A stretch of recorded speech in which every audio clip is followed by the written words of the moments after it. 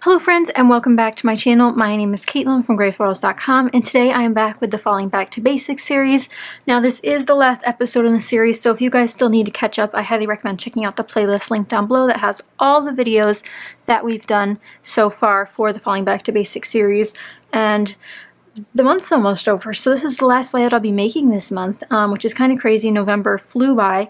I hope you guys are having a great Thanksgiving, or if you've already celebrated, or if you're not celebrating, I hope you're having a good day celebrating the holidays of some sort eventually around this time of year. So I hope you're having fun doing that. Today I'm doing a multi-photo layout, and I'm also using a bit of my How to Kill a Kit with Style kit for November. If you guys don't know and haven't seen that, I have a playlist for that kit also on my channel, so you guys can check that out and see what I'm sort of working with. So from that I pulled out some of these Pink Fresh Studio goodies, mostly a case of the Blahs because you guys loved when I used that collection last time. So I pulled out those papers that I have today, and we're doing the same thing that we did in the previous video where I take my photos and kind of show you guys how I'm going to pick out the papers to put on the layout. Now when I do have very few papers like this of a collection, usually I just leave them all on my desk and just cut them up as I go. But I thought it'd be fun today to actually go through and show you guys sort of how I'm going to plan out the page and then cut to the end or explain the finished page and how it turned out. So kind of eliminating the process video. But first we have this paper. It's called Oops. This side was Homey, very cute. Then we have this one, which is called Imperfect. Some grid on that side. This one, which is called Chaos. I feel like I'll never use this side, but I mean I could use part of the grid maybe. I do like this side though. Lots of black and whites in this collection. Then we have this one, which is a splatter. And it's called Messy. I really love cut aparts, so hopefully we can use a bit of that. I did throw in this one as well. I don't have much of this collection left, so I decided to throw in this neutral. But this is from the BU collection. I'd most likely use it for the dot side, but then we lastly have this one, which is the Blah from A Case of the Blahs. Love this yellow paper. I also love this side. Now I do have the 6x6 as well, so I can pull from that, but today we're going to just talk about the 12x12s.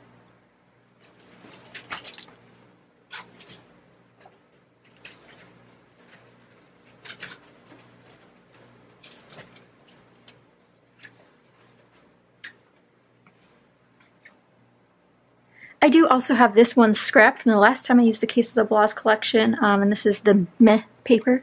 If you guys know me, I actually text that word a lot. That's one of my favorite words.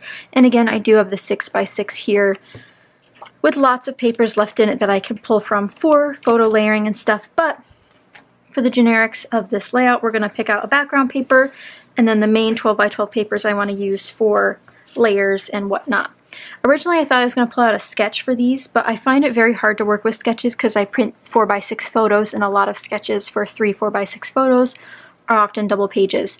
So I'm going to actually trim all of these down a bit, probably mat them on the same papers, but there's a lot of excess here with the wall. We don't need that.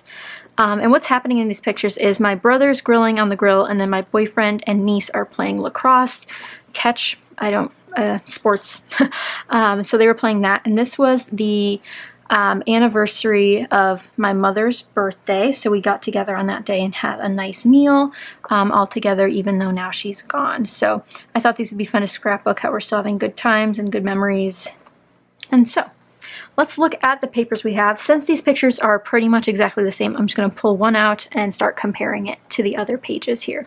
Now the original one that caught my eye was this house one, but the problem is I think this dusty blue is a great color for this, and I'll tell you why.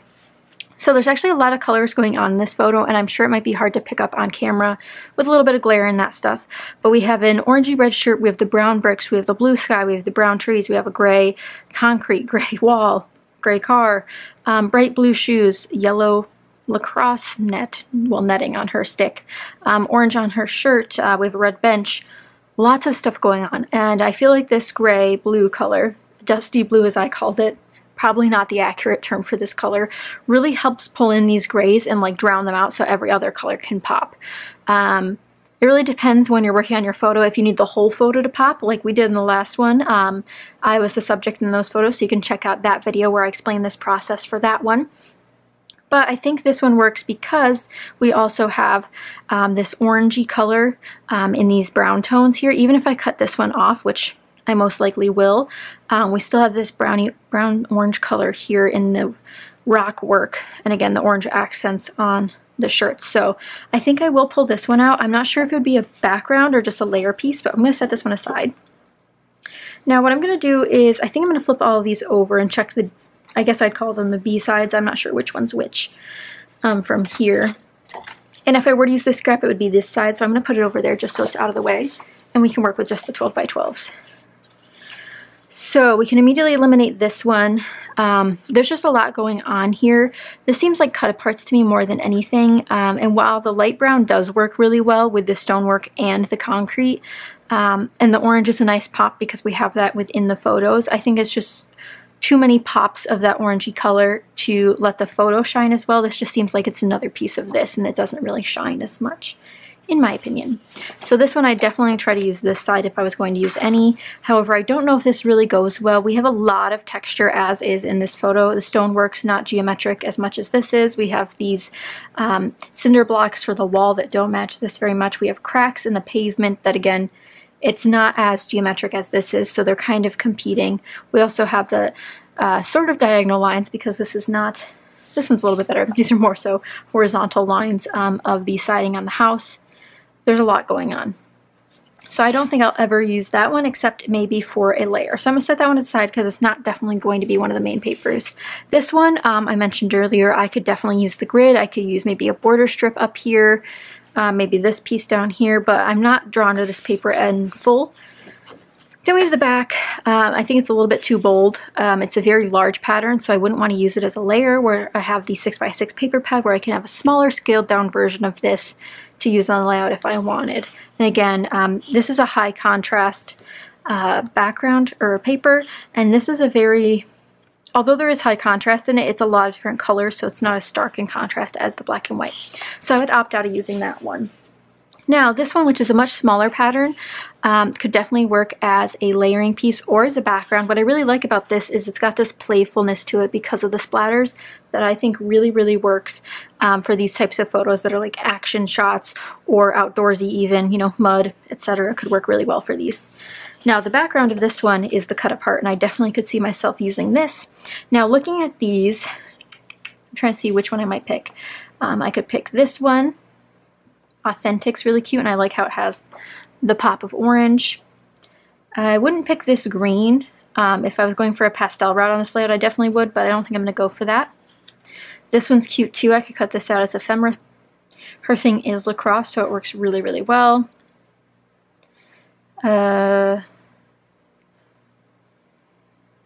Well, at least it was interesting. That one's kind of funny. I could use an accent of a gray to match with the concretes. Again, this dusty blue color could work well. I really like these hearts. I don't know if I'm going to bring this yellow in, but I wouldn't mind bringing it in. I really like this yellow, especially with this collection. They paired it really nicely with all of these beautiful colors.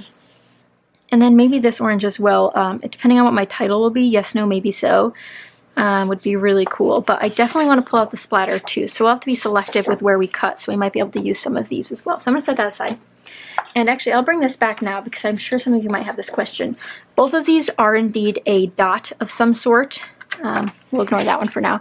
But both of these are somewhat of a dot, but they are at least different stylizations of dot. I wouldn't put these next to each other necessarily because they are similar in size. These ones are more like dot lines, and this one's more sporadic, splatterish. I wouldn't want to put these right next to each other, but I could still see them working right next to each other. I don't think that's a bad thing with these two, but they do compete a little bit in my eyes for, you know, the polka dot status on the layout, so we'll see how that ends up. But I do really like both of these. And that leaves us with two more. So this is the other collection that I was mentioning. It's again a dot pattern. Since we already have so many dots, I think I'll opt out of it, but this one could work really well. Although it's a sort of grid style fashion, you know, just on a diamond shape, I don't think this type of geometric pattern competes with all the elements in the layout, or in the photo rather, but I think it could work well. It actually almost mimics the pattern on this bench, and again, I know it's hard to see. It's a very zoomed out photo, but it could have worked. I'm just going to opt not to grab it. Then there's this one. I really like the gray. I don't think we need the botanicals on it. I could definitely use this as a layer. I think it adds a nice geometric feel to all the dots we have. If this was a plain gray, just a plain gray grid, I think I'd definitely pull it in. And then we have the yellow stripe. Now, seeing the yellow next to this is a little bit of an eyesore. She does have yellow on her lacrosse stick, but this particular, actually all these photos don't really emphasize that enough in the photos. These were taken on my iPhone, so it's not like they're the best photos, but I really like how they turned out nonetheless. The ball is also yellow, but again, you can't see that every time in these photos. So although the pop of yellow is warranted, because she has a lacrosse stick that's yellow, we might use it. I really like these three as a color scheme together. The question is, how do I use them with these photos to be successful? And that's sort of where we come in at the end. Now, I think I am going to pull in this one just because it does bring in that pop of orange. So if we do use the cut-aparts, it'll already have a little bit of it on there. And I do have the 6x6 to go with it. So I'm going to use these 3.5, 3.25 papers to create a 3 photo layout, and we'll see what happens. I think I'm definitely going to end up going with the blue background and then these as accent pieces. That blue has my heart. I love that shade of blue. Let me know if you guys like this shade of blue too. Maybe it's just a me thing, but this shade of blue is gorgeous. I love a gray blue. But I'm going to get to scrapping, and I will see you guys in a moment for the finished product. Okay, here is the completed layout, guys. I'm really happy with how it came out. This color scheme is not one that I work with very often, orange, yellow, and blue, but it was really, really fun, and I love this dusty blue color, guys. I am sad to be losing the other side. I thought this side could have worked as well, the south side, but I bashed a lot of this Pink Fresh Studio paper. I used that scrap piece up with these little bits and bobs. I have a little bit of both of these splatter and yellow stripe pieces left, but other than that, I think they'll go well with the couple other pages of 12x12 I have left. But other than that, I used a bunch of different supplies. I did get to use one of those cut-aparts on the back side of the splatter paper, so I used that check mark box, yes, no, maybe so. My title down here uses one of my really old thickers, these foam fray stickers that are the You and Me collection, or You and Me style, and then I used my Freckled Fawn alphas from my How to Kill a Kit with Style this month. I do have to add some adhesive so I can add the little dots on, but I'll do that after this video is over. I did trim down the photos like I said I was going to. I cut a 1/2 inch off, actually it was a whole inch off each this way, and then 1/2 inch off the height of each of them in different spots. I think it worked out really well. It helped make the photos look a little bit more solidified in placement, although some of them are a little bit more tilted. We still have the car over here in the left side of the frame, the door on the right side of the frame, so I cut out pretty much all of those horizontal stripes except right here, so they're not competing as much. I do wish this photo was a little bit more straight, so it really did stack up well, but that's how it is. I did try to put them in sequential order. Now, these weren't in any particular order because I took a lot that day, and these are the 3 that I got printed. This one, she's just holding onto the ball. This one, the ball's midair. This one, he's catching it. I thought those worked well, even though they might not be the exact same sequential order. I added another pop of color over here with my beautiful orange washi tape from Michaels. And what's really nice is about this, even though it's a diagonal stripe and we do have a horizontal stripe here, the sticker up here from the Pink Fresh Studio Case of the Bloss 6x12 sticker sheet has diagonal stripes as well, and they're in the same direction, which is perfecto. These fun, I guess I'd call them puffy stickers, but they're not the squishy puffy stickers, are from this set, which is from Joy Parade from Fancy Pants. That was my first time using anything out of here, so I used 2 of them. I thought I was going to end up using these triangle pieces, but I ended up not. Despite being a lot of triangles here, these ones are a little bit too bold and black to include. I did end up using more black than I thought I would, even though there's only about 3 and then a couple little splashes here and there, but 3 main ones, and I think that helps tie everything together.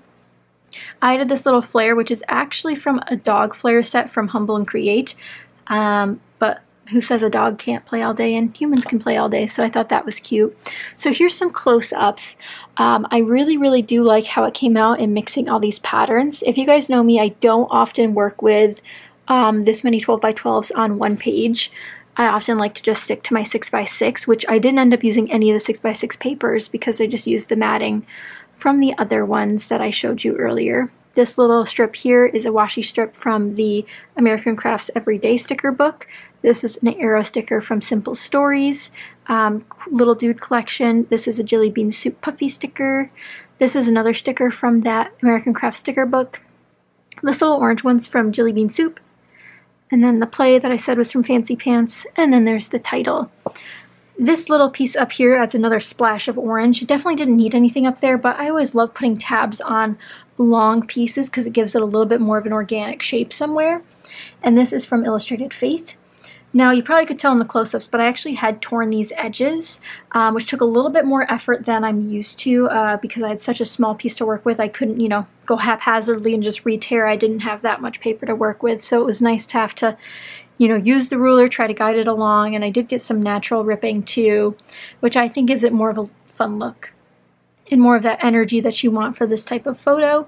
I also decided to tuck the layers underneath this ripped piece. Originally I was going to stack the yellow splatter and photos on top of it, but that covered up pretty much all of the tearing, so I decided I would just sneak it under a little bit, and in order to do that I just put 2 adhesive strips like this, glued this panel down, and then slid this one under once it had adhesive on the back.